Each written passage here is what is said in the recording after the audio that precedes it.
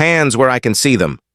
The words cracked across Peachtree Street with a force that startled the morning crowd. And Officer Ryan Caldwell stepped forward with a rigid jaw, one hand already resting on the holster at his side. His voice carried authority twisted by suspicion. "You. Stop right there." Mayor Elijah Thompson turned with steady restraint, his briefcase still in hand, his expression composed but tense. He had walked only 2 blocks since his Audi stalled in traffic, yet he sensed where this was headed. Ryan's gaze locked onto him with an edge sharpened by an exhausted night shift, frayed nerves, and a bias he refused to acknowledge. The moment froze in the warm Atlanta air. The officer's posture told a story long before the words followed. "You do not belong out here dressed like that, moving like that. Identify yourself." Elijah answered with calm clarity. "Officer, I am walking to City Hall. My car broke down. I am late for a meeting." Ryan stepped forward again. "Nice story. Hands up. Now." In that instant, the ordinary world cracked open, and the day began its descent toward chaos. Before going into this story, tell me where you are watching from, subscribe to the channel, and give me a like so these stories continue to reach more people. Elijah raised his hands slowly, fully aware that any sign of irritation would fuel the officer's certainty. He spoke gently. "You can confirm everything. My identification is in my wallet." Ryan waved off the calm tone, stepped to the car. Elijah obeyed. Placing his briefcase on the cruiser, Ryan began the search with unnecessary force, emptying pockets and scattering contents across the hood. A city-issue access card, a folded agenda for the meeting with Governor Sarah Klein, $500 in small bills for community donations, a narrow silver letter opener Elijah used in the office. Ryan lifted it with a smirk. Concealed weapon. Elijah responded softly. "That is an office letter opener. I carry it for paperwork." The officer dismissed the explanation. "You are not the first one to say that." The cuffs snapped shut with painful pressure. Elijah's breath tightened. Ryan pressed him against the cruiser with deliberate firmness. "You are being detained. Keep your head down." Elijah kept his voice even. "Officer, may I ask the legal basis for this stop?" Ryan leaned close. "Stop asking questions. You fit a profile. A block away." Lisa Chen, the young City Hall intern, rushed toward work with her phone already in hand. She saw Elijah's face turn toward her for a moment, a faint spark of recognition crossing his eyes. She stopped, lifted her phone, and began recording. The live stream opened instantly. Viewers trickled in, then multiplied. Ryan did not see her. He was too focused on maintaining dominance over a man whose authority eclipsed his own. "Do not move," Ryan warned, though Elijah had not moved at all. A postal worker, Karen Mills, waited at the crosswalk and began recording as well. She whispered, "That is the mayor." Others turned toward the scene, unsure of what they were witnessing but certain it did not feel right. Miguel Ramirez, responding as backup. Arrived seconds later, his patrol car stopped quietly at the curb. He stepped out and instantly sensed the imbalance in the air, the tense posture, the scattered belongings, Elijah's calm restraint. Miguel approached with measured steps. "Everything all right here?" Ryan answered without turning his head. Suspect refused to answer questions. Found cash and a concealed blade, taking him in. Miguel looked at Elijah, studied his face, and recognized him within a heartbeat. The shock did not show on his lips, only in the stillness of his eyes. He leaned toward Elijah's hands and loosened the cuffs by one notch as discreetly as he could. He whispered, "Sir, this is about to go very wrong." Elijah gave the smallest nod. His dignity remained untouched, but the pressure on his wrists pulsed with pain. Ryan noticed the adjustment. "What are you doing?" "Ramirez?" Miguel answered evenly. "His circulation is compromised. Ryan dismissed the concern. He will be fine once he is in the car. Open the back door. Miguel hesitated. The choice pressed heavy on him. If he obeyed, he would become part of something he knew was wrong. If he resisted, he would invite the wrath of a man already spiraling. Ryan snapped. Move! Miguel stepped back but did not open the door. His silence spoke a truth that Ryan refused to hear. Elijah's phone vibrated in his pocket with deliberate urgency. He had pressed the emergency sequence moments earlier, a silent alert he hoped he would never need. Aisha Patel, his chief of staff, knew the signal. She activated Protocol 9, a rarely used security measure reserved only for situations where the mayor's safety or civil rights were at risk. Aisha's message reached the police chief. It reached the governor. It reached the protective teams who monitored every code tied to the mayor's office. Within minutes, the quiet morning began to shift. Lisa's live stream grew without pause. Comments filled the screen. Is that the mayor? Why is he in cuffs? Why is the officer treating him like that? The voice of the city awakened through thousands of screens, each viewer sensing the injustice before understanding its cause. Karen stepped closer and spoke to Miguel. You know who he is. Miguel nodded gently. I do, she whispered. Then you cannot let this continue. Miguel did not answer. His conscience was already breaking under the weight of the moment. Across town, 3 black SUVs accelerated through the traffic lights, escorted by motorcycle units that cleared intersections with sharp sirens. Inside the lead vehicle sat Chief Laura Bennett, her face set with resolve and rising anger. Governor Sarah Klein sat beside her, jaw tight, fingers pressed against her notes for the morning meeting that was now forgotten. The convoy moved with controlled urgency, sirens off, lights on, unmistakable in its purpose. They would reach the scene in under 12 minutes, back on Peachtree Street. Ryan opened the rear door of his cruiser with a flourish of authority. Get in, he ordered. Elijah did not move. Officer, I am not resisting. I am asking for clarity. Ryan shoved him forward. Elijah steadied himself against the edge of the seat. The pressure on his wrists intensified.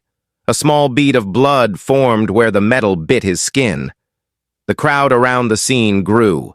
Phones lifted. Whispers sharpened. The unease thickened. Then the sound of engines filled the air. The black SUVs pulled to the curb. Doors slammed. Chief Bennett stepped out first, her voice cutting through the noise. Officer Caldwell, step away from him. Ryan turned, confused, then startled by the presence of the governor directly behind her. Elijah lifted his head, still calm, still dignified. Chief Bennett walked straight to him, examined the cuffs, and asked one quiet question that pierced the moment. Officer Caldwell, do you know who you just handcuffed? Ryan's face drained of color. Miguel looked down. Lisa's live stream passed 1 million viewers. Ryan reached instinctively for the cuff key, but Elijah's voice, steady and controlled, stopped him. Leave the evidence where it is. Officer. Chief Bennett removed the cuffs herself. She faced the cameras with grave composure. This should never have happened. She suspended Ryan on the spot. The city would never forget the next 12 minutes. Elijah's face pressed against the warm metal of the cruiser, the sting from the handcuffs deepening with every breath. Yet his composure remained steady as Officer Ryan Caldwell rifled through his wallet with a dismissive shake of the head. Muttering to himself with the certainty of a man who believed his instincts could never be wrong. He studied the city-issued identification card, noted the embossed seal, the official signature, and the familiar profile photograph, then scoffed with a hollow laugh. Nice fake, he said, loud enough for the gathering crowd to hear. He held the card between 2 fingers as if it were evidence of a crime, rather than the truth he refused to see. You really went all out with this. You even got the seal right." Elijah kept his voice calm. "Officer, that identification is authentic." Ryan waved the comment away. "Save it." He grabbed Elijah's briefcase and tossed it aside. "You are going in the car." Miguel Ramirez, still torn between duty and conscience, stepped forward and whispered again, "Sir, stay calm. This is moving fast." Elijah nodded slightly, though the pain in his wrists sharpened as Ryan tightened the grip on his arm. Sweat trickled down the inside of his sleeve where the metal had cut the skin. The crowd murmured. Phones recorded every movement. Aisha Patel received Elijah's coded emergency call while she stood outside the conference room preparing logistics for the governor's meeting. Her breath caught as she recognized the sequence. She acted instantly. Protocol 9 triggered. Notifications shot through secure channels. Within seconds, the mayor's protective detail, the police chief's office, and the governor's staff were alerted that something had gone terribly wrong. Aisha's voice trembled only once as she said, "Locate him now." She grabbed her handbag and ran toward the building entrance. Calling ahead to the communications team, "Pull up all traffic feeds around Peachtree, now." The city shifted into action with a silent urgency hidden behind government walls. Back at the scene, Miguel looked at Ryan and spoke in a firm, controlled tone. "Caldwell, we need to slow this down." Ryan glared at him. "Do not interfere.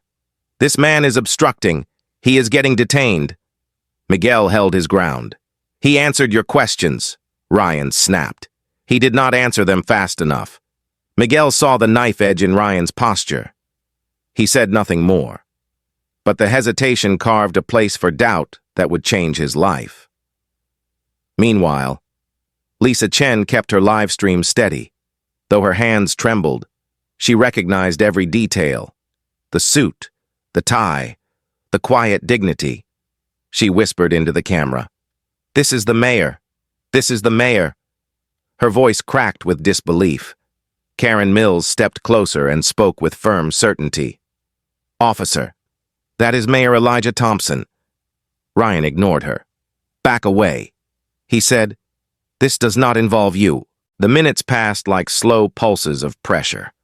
Elijah felt the cuffs cutting deeper, but he held his posture upright, refusing to shrink under the weight of a humiliation he did not deserve. He said quietly, "Officer, please check your system. You will see who I am." Ryan's answer came with a bitter twist. "I know exactly who you are trying to be." He opened the cruiser door again, gripping Elijah's arm with unnecessary force. Miguel stepped forward instinctively. "Caldwell, stop." Ryan turned with a flash of anger. "Open your own report if you need something to do." The moment spun downward. Then the sound changed. A distant but rising thunder of engines approached. The crowd parted as a convoy of black SUVs turned sharply into the lane. Motorcycle units formed a protective wedge. The doors opened before the vehicles fully settled. Chief Laura Bennett stepped out first, her expression carved with focused resolve. Behind her walked Governor Sarah Klein, her presence radiating a restrained but unmistakable fury. The shift in power hit the crowd like a wave, Karen whispered. "Thank God." Miguel straightened. Lisa's live stream exploded with new viewers, climbing by the thousands. Chief Bennett moved with deliberate calm. "Officer Caldwell," she said, her voice low but firm. "Step away from him." Ryan looked up, startled. "Chief?" She did not repeat herself. She examined Elijah's posture, the cuffs, the cut across the wrist, the scattered belongings, the knife lifted as supposed evidence, and Ryan's muted body camera. A recording without sound, but still very much a recording. She faced him squarely. "What is happening here?" Ryan struggled. "Possible weapon, suspicious behavior, detaining for further." She cut him off. "Did you identify him?" Ryan hesitated. "He presented a fake ID." Chief Bennett held out her hand. "Give it to me." Ryan placed the card into her palm. She examined it once, then twice. Silence fell heavy. She lifted her eyes. "Officer Caldwell, do you know who you just handcuffed?" The question stopped the world. The crowd leaned forward. Miguel looked down, ashamed he had not acted sooner. Ryan's face drained of every drop of certainty. "Chief, I—" She raised one hand. "Enough." Governor Klein stepped beside her. "Officer Caldwell," she said, voice steel cold. "Release him." Ryan reached into his pocket with trembling fingers, fumbling for the key. But Elijah spoke firmly. "Do not touch me. Officer, the chief will remove them. Leave everything exactly where it is." His tone carried both authority and restraint. It told Ryan everything he had refused to see. Chief Bennett unlocked the cuffs with steady hands. Elijah exhaled. Not in relief, but in resolve. The chief turned to face the cameras now forming a ring around them. Lisa's live stream crossed 1 million viewers. The mayor's staff pushed through the crowd. Aisha arrived breathless, eyes wet with fury. Governor Klein placed her hand gently on Elijah's shoulder. "You are safe," she said softly. Elijah nodded once. Chief Bennett turned back to Ryan. "Officer Caldwell, you are suspended effective immediately." Ryan opened his mouth to protest, but she raised a hand again. Not another word. The gravity of her tone left no room for defiance. She addressed Miguel. "Officer Ramirez, secure the scene. Every item stays where it is." "No alterations," Miguel answered quietly. "Yes, Chief." The crowd exhaled but did not disperse. They stood in collective witness as the mayor retrieved his briefcase, rubbed the raw line across his wrist, and spoke only one sentence. "Let the record reflect I cooperated fully." Governor Klein supported him as they walked toward the SUV. Cameras followed. The live stream soared. The city watched in stunned disbelief. Behind them stood an officer whose career had just ended. Ahead of them stood a day that would reshape the entire city. Elijah entered the SUV with the weight of both humiliation and purpose pressing against his chest. He did not speak during the ride. He did not need to. The truth had revealed itself, and the reckoning had begun.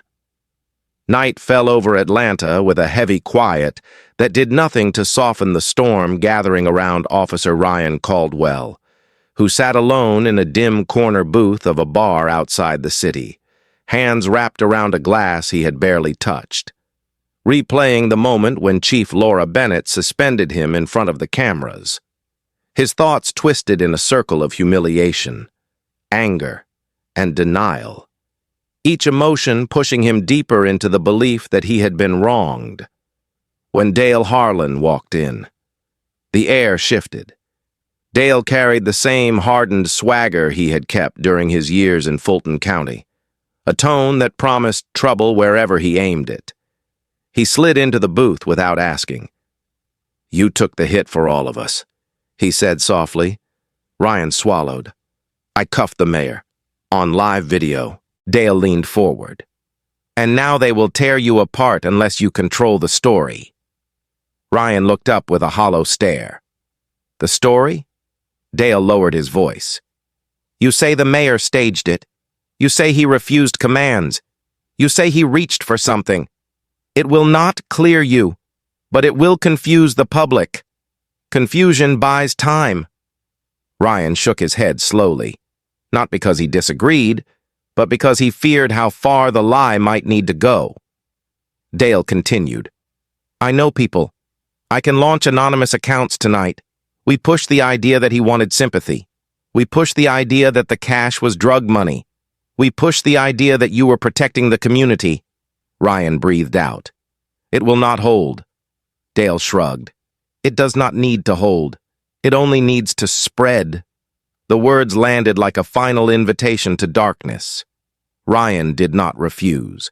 Across the city, Sergeant Victor Lang sat in his quiet kitchen, a single lamp illuminating a stack of internal affairs notices he had ignored for years. His first instinct, as always, was to shield the officer under him.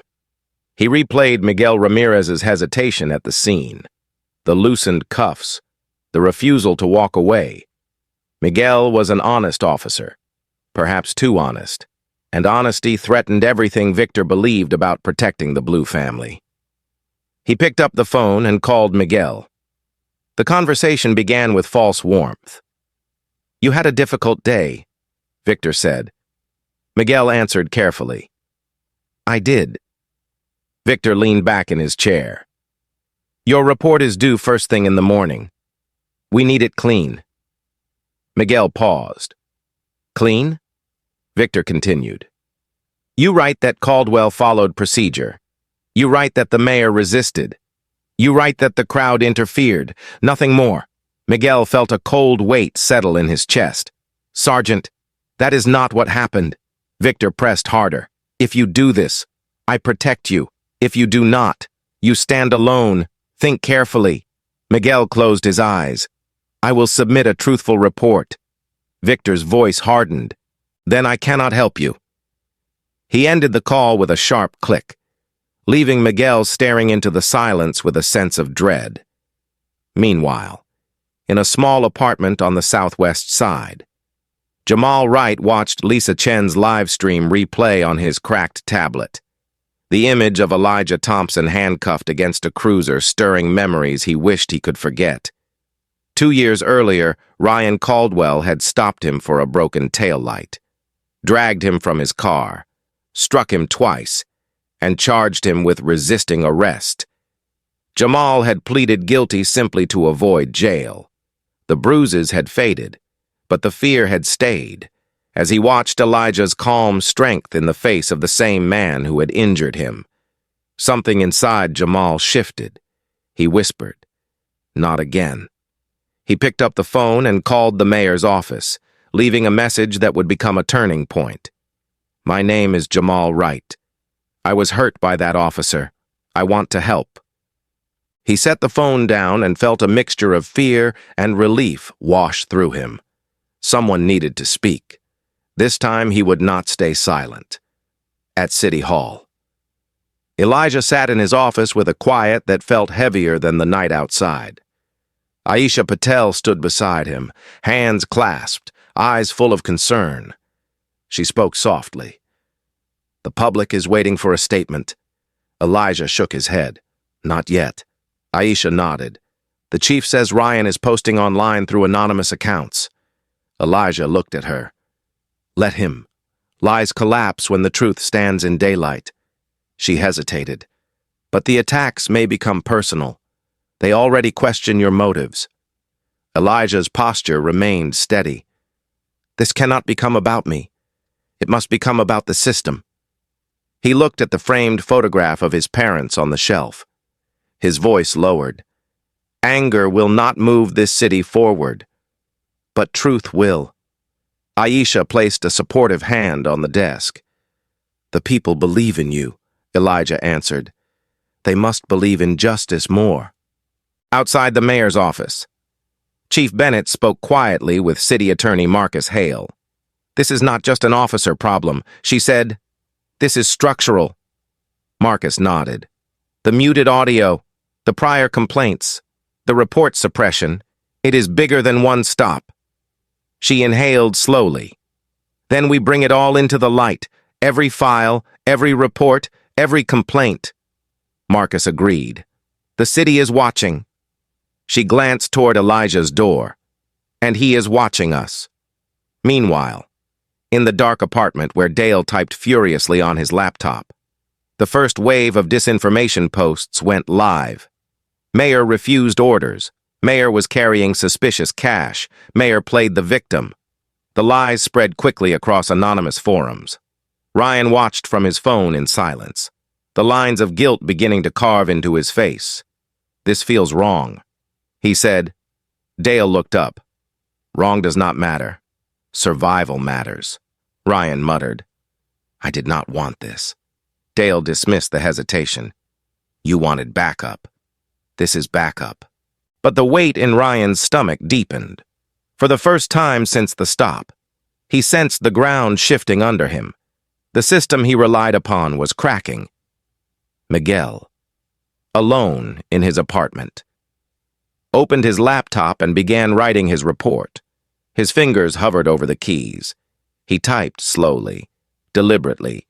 He described the cuffs, the crowd, the calm restraint of the mayor, the excess force, the muted body camera, the true sequence of events. He read it twice, then 3 times. It told the truth, and he knew it could end his career. He pressed submit. Jamal's message reached the mayor's office just after midnight. Aisha played it for Elijah. His voice carried strength and a quiet ache.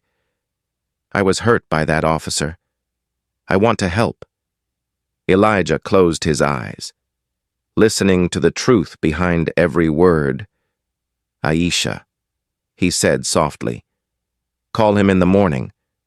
Tell him we will hear everything he has to say." As the city slept, the pieces of the cover-up moved like shadows, each man making a choice that would define what came next. Dale pushed the lies. Victor plotted a path to bury Miguel's testimony. Ryan sank into a storm of guilt and fear. Miguel held to the truth despite the danger. Jamal prepared to step out of the darkness of the past, and Elijah sat with a steady resolve that carried no bitterness. Only purpose, he whispered to himself. We will let the system run its course. But this time, the course will be honest. The morning after the stop. A solemn determination moved through Atlanta Police Headquarters as Chief Laura Bennett stepped into the Internal Affairs conference room and placed a thick folder at the center of the table. Her expression steady, her voice free of hesitation. She addressed the assembled investigators with a tone that left no room for ambiguity. We follow the truth, no matter where it leads. The muted body camera footage from Officer Ryan Caldwell played without sound, its silent images carrying more power than any audio track could provide. The investigators studied every gesture, every movement, every tightening of the cuffs. Every moment Elijah complied. One examiner leaned forward. "Chief." He muted the audio. She nodded. "We reconstruct the sound from every possible source." She turned to a technician who specialized in lip-reading analysis. "Begin immediately." The technician watched the footage frame by frame. His voice broke the silence. "There is a clear phrase here." He zoomed in, slowed the video, and read aloud. "Another one who thinks the city belongs to him." The words struck the room like a cold wind. Chief Bennett closed her eyes briefly, steadying herself. "Document it," she said. At the same time, Miguel Ramirez entered the building with the weight of his honest report heavy in his chest. He knew his decision to tell the truth placed him at odds with Sergeant Victor Lang, whose philosophy of protection over integrity had long shaped the culture of their unit. Victor approached with a slow, deliberate walk. "Ramirez," he said, voice low. "I read your report." Miguel stood tall. "It is accurate." Victor stepped closer. "You understand what this means?" Miguel met his eyes. "I do." Victor's expression hardened. "Then good luck. You will need it." He walked away without another word, leaving Miguel alone with the knowledge that he had done what was right, even if it cost him the only job he had ever known. Meanwhile, buried complaints from Ryan's years in Fulton County resurfaced as investigators pulled old files long ignored. 8 separate allegations of excessive force, 2 instances of unjustified detainment, 1 case dismissed with an apology from the victim, though the wording suggested pressure more than sincerity. Chief Bennett read each file with increasing sorrow. "This is a pattern," she said, "not a moment." The investigators agreed. Each document deepened the portrait of a man driven by fear, anger, and bias he never acknowledged. "Why was he hired here?" one asked. Chief Bennett answered quietly. "Because someone believed the past did not matter. Now it does." Her voice carried the weight of responsibility she had inherited rather than created. Across the city, Elijah stood before a podium in his office. reviewing the draft of the statement his communications team had prepared for him. He read it twice, then laid it aside. "This is not what the city needs," he said. Aisha Patel stepped closer. "What will you say?" Elijah looked out the window, his posture calm, his voice soft but clear. The truth, without anger, without fire, with purpose. He walked to the press room where the cameras were already set. The room quieted as he entered. He spoke slowly, each word carrying a deliberate rhythm. "Yesterday I was reminded of what many in our city experience every day. A presumption that some of us belong less. A belief that some of us must answer harder questions. A readiness to see threat where there is none. I stand before you not as a victim, but as a witness, and I choose justice over anger." The reporters remained silent long after he finished, moved not by the drama of the moment, but by the calm resolve that steadied every word. Outside City Hall, people gathered night after night in peaceful protest. Their voices rose together with a plea that carried across generations. Equal treatment, honest policing, accountability for all. The crowd included families, retirees, students, clergy, business owners, and workers who had seen too many stories like this unfold without consequence. Among them stood Jamal Wright, hands clasped, shoulders straight, waiting for the moment he would give testimony about the night Officer Caldwell pulled him from his car. He felt a quiet fear as he prepared to speak, but it did not stop him. "Truth does not come easily," he whispered to himself, "but it comes." Inside the investigation room, analysts reviewed years of text messages between Ryan Caldwell and his former partner, Dale Harlan. A forensic specialist projected the recovered messages onto a large screen. One message stood out in cold, unvarnished clarity. "Put him in his place. Brother." The room fell silent. The meaning was unmistakable. This was not an isolated event. This was a coordinated mindset, a culture of approval behind every unjust act. Chief Bennett pressed a hand against the table. "This will go before the board," she said quietly. "He will answer for all of it." Her voice carried a deep sadness, not because she wished to spare him, but because she believed policing could only survive if honesty prevailed. This department cannot function if we hide the truth from ourselves. Later that evening, she met privately with Mayor Elijah Thompson. The two stood in his office, both understanding the gravity of what was unfolding. She spoke first. "Sir, the evidence is overwhelming. Caldwell will be charged. Lang may face internal discipline. Harlan's interference crosses federal lines." Elijah listened without interruption. When she finished, he said, "Do what is right. Do it openly. No closed doors." She nodded. "Transparency will be painful," Elijah answered. "Painful truth heals faster than hidden lies."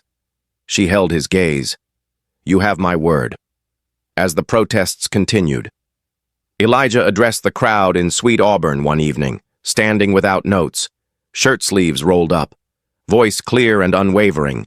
"Accountability begins with the courage to face our failures. We cannot move forward unless we admit where we have fallen short. I stand here not seeking sympathy, but seeking unity.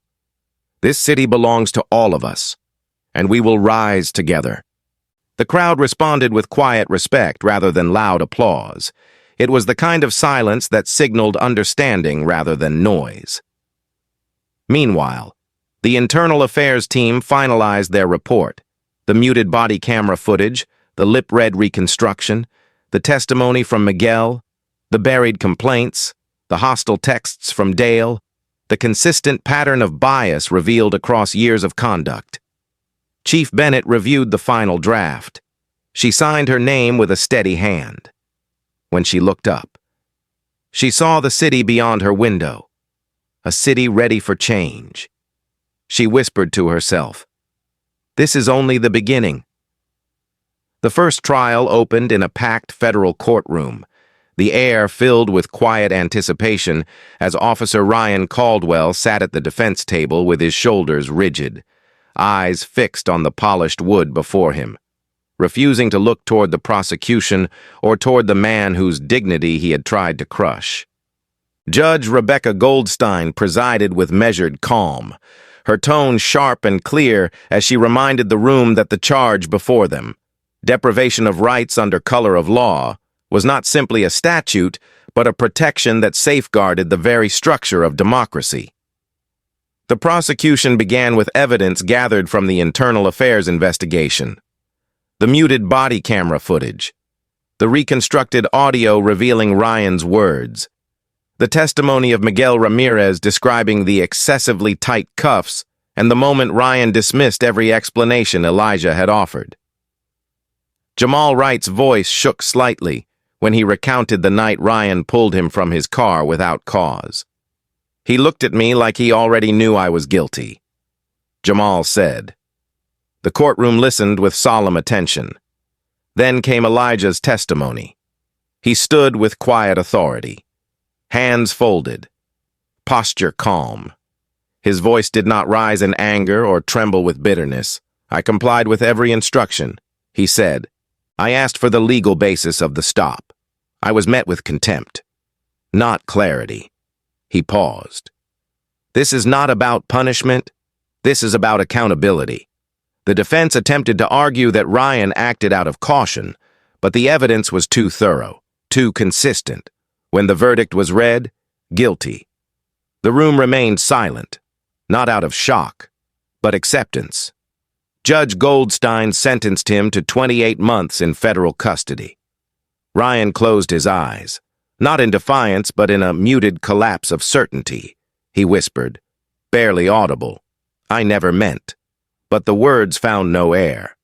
The second proceeding unfolded in an internal tribunal convened for Sergeant Victor Lang, whose years of burying misconduct complaints had finally come to light. He entered the hearing room with the weary dignity of a man who believed he had protected a tradition rather than violated an ethical code. But the evidence told a different story. 8 complaints buried, 3 reports softened. Patterns of shielding officers from accountability. Miguel's testimony weighed heavily. He told me my career depended on altering the truth. Miguel said. Victor's jaw tightened. I upheld loyalty. He argued. I kept the department stable. The panel chair responded with a quiet firmness. Loyalty to procedure is not loyalty to justice. The tribunal deliberated for only 1 hour. Victor was demoted to patrolman. His pension was reduced by 40%. He would finish his career in uniform but without command when the decision was read. Victor exhaled with a slow, defeated breath. He stood, nodded once, and accepted the consequences without protest. But the cost followed him home. That evening, his wife left a brief note on the kitchen counter. I cannot carry this with you any longer.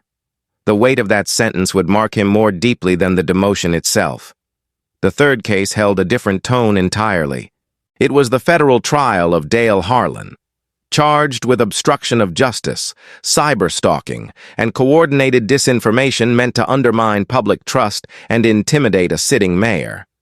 Dale appeared in court with a steady smirk, but the smirk faded as the prosecution unveiled the digital trail he believed he had hidden. The false accounts, the coordinated posts, the text messages encouraging Ryan to put him in his place. The judge asked Dale directly, You intended to influence the public through deceit? Dale paused for the first time in the entire proceeding. I intended to help a friend, he answered. The judge responded with solemn clarity. A friend does not ask you to weaken the foundation of public trust. Dale was sentenced to 3 years of probation, mandatory counseling, and ordered to pay $120,000 in restitution for damages caused by his digital campaign. The sentence spared him prison, but stripped away the confidence he had worn like armor. Through all 3 trials, Elijah Thompson attended quietly, never seeking the spotlight that the nation kept trying to put upon him. When reporters asked why he testified, he spoke with patient steadiness. Because accountability requires participation. It cannot be built on silence. When asked what he felt toward Ryan, he answered without hesitation, I do not need revenge. I need a system that protects every citizen equally. His voice carried no resentment, only a calm insistence that justice must rise above emotion. In each courtroom, he sat with hands folded, eyes focused, not on the individuals at the defense tables, but on the broader message the city needed to hear. The most profound moment of the proceedings came on the final day of Ryan's sentencing. After the judge delivered the sentence and the courtroom began to rise, Ryan turned toward Elijah with trembling hands. The marshal at his side allowed him a moment. Ryan's voice cracked. I did not see you. I saw something else, something from my past. Elijah looked at him with an expression free of anger. That is the problem, he said quietly. Too many see shadows instead of people. Ryan nodded with a pained expression. Understanding the truth only after the cost had been paid, he walked out of the courtroom in silence, escorted by marshals, beginning a sentence that was more than time in confinement. It was a reckoning with himself throughout the city. News outlets covered the trials with a tone of gravity rather than spectacle. People followed each proceeding with a mix of sorrow, relief, and renewed hope. Churches held prayer meetings for unity. Community groups discussed the meaning of accountability. School teachers spoke to students about civic responsibility and the power of truth. Atlanta did not celebrate the downfall of officers. It reflected on the failures that allowed the incident to happen, and the reforms needed to prevent it from happening again, as the final verdicts were read. Elijah returned to his office and sat in the quiet, hands resting on the framed handkerchief from the day of his detention.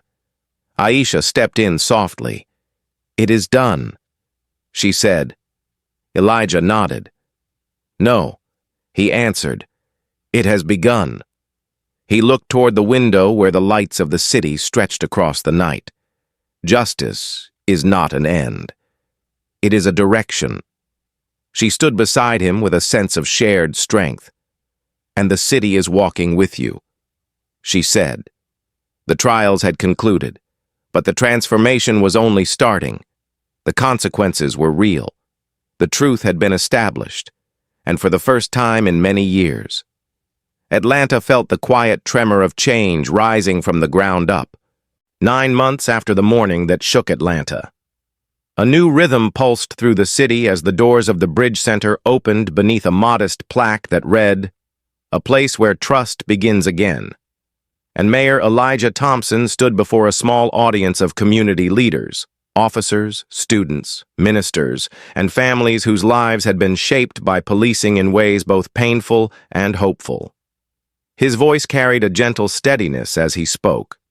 Reform is not a punishment. Reform is a promise. The Bridge Center represented that promise. It was the cornerstone of a sweeping transformation built not from anger, but from clarity. Inside its walls, new recruits trained beside veteran officers in conflict resolution, cultural awareness, mental health response, and the delicate art of de-escalation. Every scenario emphasized restraint, every lesson centered human dignity, and every instructor understood that the future of public safety depended not on force, but on connection. Elijah watched the first class of recruits gather, noticing their attentive stillness as Chief Laura Bennett addressed them. Wearing this uniform is not authority, she said.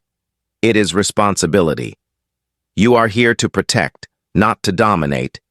You are here to listen before you act.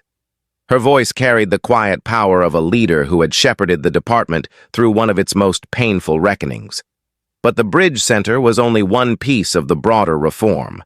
Weekly random body camera audits became standard practice, reviewed not by supervisors alone, but by a rotating civilian oversight panel with full authority to recommend discipline, suspension, or termination. Transparency protects everyone. Chief Bennett told the officers during the first briefing, if the camera shows you doing the right thing, that truth stands with you. if it shows misconduct. It prevents that behavior from harming others. Some officers resisted the change at first, but as the months passed, many came to see the audits as a shield rather than a threat. Complaints fell. The atmosphere shifted. Younger officers began modeling the behaviors emphasized during training. Accountability became part of the culture rather than an external demand. The Civilian Review Board brought its own quiet revolution, comprised of retired judges, community activists, educators, and former first responders. The board reviewed misconduct cases with deliberate care. Their decisions were firm but fair. They approached each case with respect for the officer involved, but with unwavering commitment to the citizens harmed. The first time the board exercised its firing authority, the department held its breath. The outcome was accepted without protest. Officers saw that the process was not driven by politics or emotion, but by clear evidence and steady principles. Trust grew. Tension eased. For the first time in years, the relationship between the department and the community felt less like a stalemate and more like a fragile but rising partnership. Another pillar of the reform required officers to live within the city limits. The goal was straightforward: build relationships through proximity. Officers began to shop in the same stores as the residents they served. They waited in the same grocery lines. They attended the same school events. They stood beside neighbors during community gatherings. Over time, the distance between law enforcement and everyday life narrowed. A new sense of shared identity began to form. Officers who once felt detached from the people they encountered now saw familiar faces, familiar homes, and familiar stories. The city felt smaller, and in that closeness, safer. Chief Bennett introduced a 40-hour annual requirement for bias training, far surpassing state standards. The sessions were not lectures. They were conversations, open, guided, sometimes difficult, often emotional. Officers shared personal experiences. Community members spoke about the fear of being misjudged. Mental health professionals explained the psychological patterns that shape perception. Elijah attended several sessions quietly, listening, learning. He later told Aisha Patel, "Understanding does not erase the past, but it changes the future." She nodded with a soft smile. That is the point. The reform extended to technology and data as well.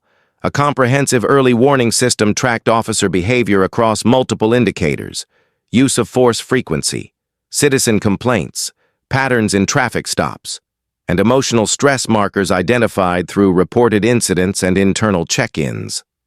The system did not punish. It signaled. It alerted supervisors when an officer needed support, training, or intervention. It also highlighted excellence. Officers who consistently exhibited restraint and professionalism received recognition in quarterly reviews. This balance created a healthier culture where positive behavior was seen and valued, not overshadowed by the failures of a few. The results became visible sooner than anyone predicted. After 12 months, statistics told a story of real change: use of force incidents down 41%, complaints down 25%, community trust index up 32%. These numbers were not abstract. They translated into quieter nights, fewer confrontations, and more peaceful resolutions. Neighborhood leaders reported that residents felt less fear during encounters with officers. Parents said they felt more comfortable allowing their children to walk to school. Churches held discussions about healing rather than outrage. The slow mending of public trust became one of the most profound outcomes of the reform. No figure embodied this transformation more clearly than Miguel Ramirez, who had testified truthfully against his own colleagues and risked his career on principle. Chief Bennett promoted him to lieutenant, placing him in charge of community relations. Miguel accepted the role with a humility that reflected his character. On his first day, he told his team, "We will measure our success not by arrests, but by relationships." Under his guidance, The department hosted listening sessions, youth mentorship events, and conflict resolution workshops that drew hundreds of residents. Miguel became a bridge between the department and the communities still healing from past wounds. Even Sergeant Robert Hayes, once skeptical of reform, found himself transformed. He began teaching de-escalation courses at the Bridge Center, drawing from his decades of experience. In one session, he told the recruits, "I used to think strength meant control. Now I know it means restraint." His words reached the next generation of officers with a force that no policy could replicate. Throughout this period of transformation, Elijah remained a steady presence, not as a symbol of suffering, but as a leader committed to purposeful change. He visited the Bridge Center regularly, listening to trainees, encouraging instructors, meeting with families, and reminding the city that reform was a living commitment. True change, he said during a meeting with community leaders, is not loud, it is persistent. When the city released the first annual report on the reform, the response was overwhelming. Letters poured into Elijah's office from residents who felt safer, from teachers grateful for calmer neighborhoods, from parents relieved by more respectful police interactions, from officers proud to serve in a department reborn. In the quiet of his office one evening, Elijah read through the letters and whispered to himself, "This is what justice looks like." He placed the stack beside the framed handkerchief from the day he was detained. The contrast between the two moments, the pain of the past and the promise of the present, reminded him that progress comes not from anger, but from vision. The city of Atlanta had begun to change, slowly, steadily, purposefully, and the work was only beginning. Exactly 1 year after the morning that altered the course of Atlanta, Mayor Elijah Thompson walked along the same stretch of Peachtree Street where Officer Ryan Caldwell had pressed him against a cruiser. The memory still sharp, but no longer painful. His stride was calm, his expression steady. His thoughts centered not on the past humiliation, but on the progress born from it. The city moved peacefully around him. A young black boy approached with wide, hopeful eyes and held up a phone. "Sir, may I take a picture with you?" Elijah smiled gently. Of course, a young officer, newly trained under the Bridge Center's principles, joined them at the boy's request. The three stood together for a brief moment that captured what the city had become, a place where dignity stood beside authority without fear. The boy's mother thanked Elijah quietly. He answered with a reassuring nod. "Your son deserves a city that sees him for who he is," she whispered. "He finally does." Elijah walked on with a sense of peace he had not felt in a long time. Later that afternoon, he sat in his office reviewing the annual report from the Civilian Review Board. The numbers confirmed what he already sensed in the tone of the city's conversations. Fewer confrontations, more cooperation, a steadier bond between residents and officers. Aisha Patel entered with a soft knock.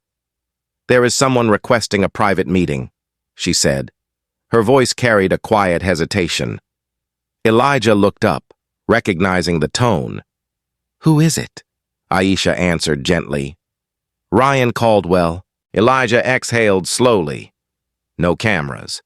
He said, "No audience."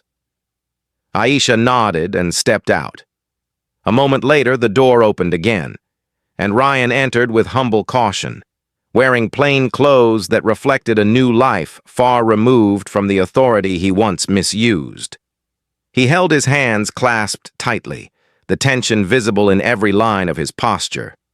Elijah remained seated, allowing Ryan the space to speak first. Ryan swallowed hard before finding the courage to lift his eyes. "Thank you for seeing me." Elijah nodded. "You asked for this meeting. Tell me why." Ryan drew a long breath. "I have spent this past year in a place where I could not hide from myself. Prison was not the punishment. Facing what I did was the punishment. Every day I replayed the moment I put you in cuffs, Every day I asked how I could have been so blind. Elijah listened with patient stillness. Ryan continued. I told myself for years that I was serving the city, but I was serving my fear.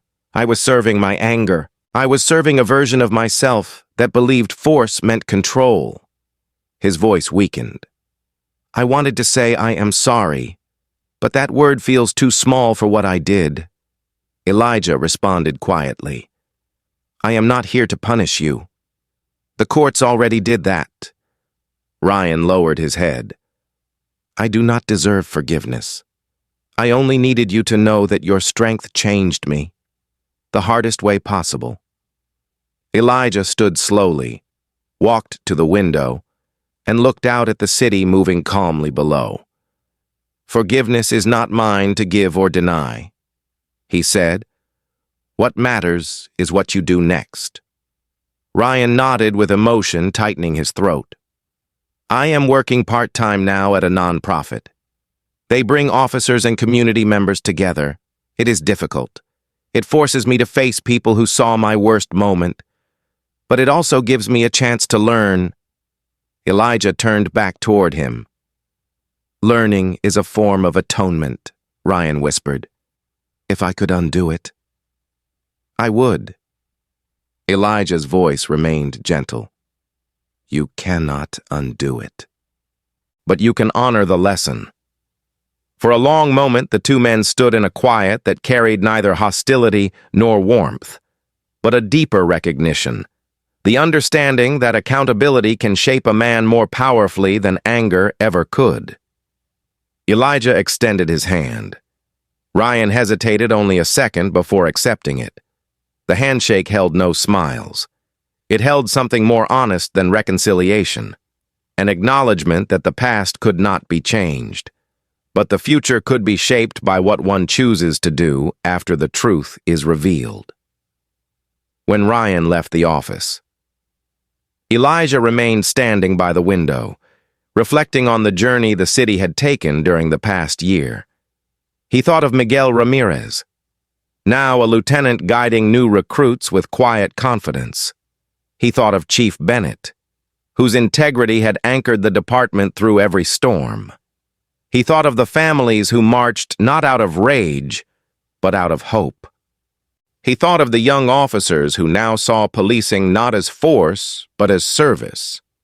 And he thought of the countless residents whose daily lives had been reshaped by reforms that once felt impossible, as the sun lowered, casting gentle light across his office. Elijah walked to the wall where a framed object hung above a modest display shelf.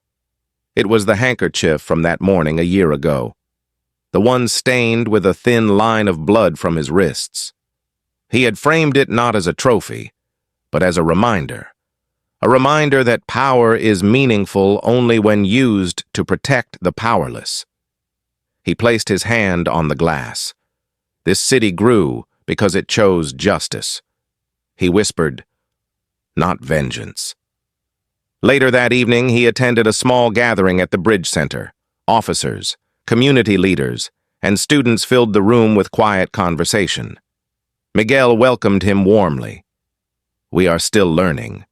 Miguel said. Elijah answered, we always will. A young recruit approached, nervous but earnest. Sir, thank you for believing in reform. Elijah smiled gently. Reform believes in all of us when we commit to truth. The recruit nodded, moved by the simplicity of the words. As Elijah stepped outside into the calm Atlanta night, he saw families walking along the sidewalks, children laughing, officers greeting residents with respectful ease. He felt the city breathing differently, steadier, safer, more connected. The road ahead would still demand vigilance, but the foundation was strong. He walked slowly toward his car, taking in the quiet harmony that had replaced the tension of a year before. At the corner, he paused, looking back toward the street where everything had begun. He whispered a final thought meant only for the night air. Justice is the city's story now, and the city will keep writing it. With that, he stepped forward, knowing Atlanta had not just survived its reckoning, it had grown from it. Thank you for watching. If this story moved you, please subscribe and give the video a like.